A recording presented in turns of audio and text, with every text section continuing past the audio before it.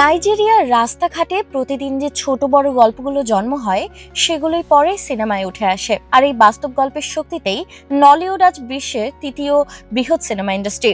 তারা দেখিয়ে দিয়েছে বাজেট কম হলেও গল্প শক্ত হলে দর্শক পাওয়া যায়। এই ফিল্ম ইন্ডাস্ট্রিতে সপ্তাহে গড়ে 50টি সিনেমার শুটিং হয়।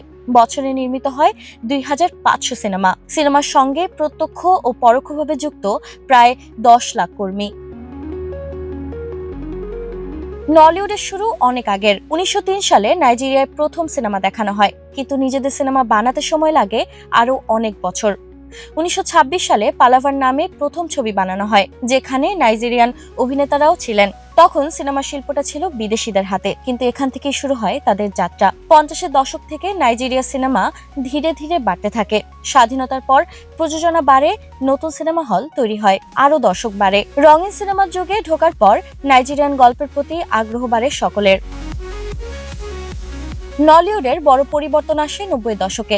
তখন 35 মিলিমিটার ফিল্ম ছিল খুব ব্যয়বহুল, তাই তারা VHS টেপে সিনেমা বানানো শুরু করে। কম খরচ, কম প্রযুক্তি, তবু গল্প ভালো ছিল। 1992 সালে লিভিং ইন বন্ডেজ মুক্তি পেয়ে বদলে দেয় পুরো ইন্ডাস্ট্রিকে। দর্শক বুঝে যায় গল্প ভালো হলে ক্যামেরা কেমন হলো সেটা বড় কথা নয়। 2000 সালের পর থেকে নলিউডে আসে নতুন যুগ। বড় প্রোডাকশন হাউস, ভালো ক্যামেরা আর প্রশিক্ষিত মানুষ কাজ শুরু করে। সরকারও পাশে দাঁড়ায়। 2006 সালে প্রজেক্ট নলিউড চালু হয়, যেখানে 100 মিলিয়ন নাইরা বিনিয়োগ করা হয়। এতে প্রযুক্তি ও প্রশিক্ষণের মান বাড়ে। 2009 সালে দ্য ফিগারিন আন্তর্জাতিকভাবে নজর কাড়ে। এরপর আসে দ্য ওয়েডিং পার্টি, যা ভেঙে দেয় আয়ের সব রেকর্ড।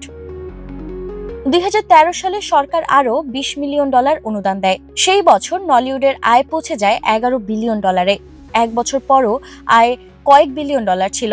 দেশের জিডিপিতে অবদান বাড়ে 1.4% পর্যন্ত।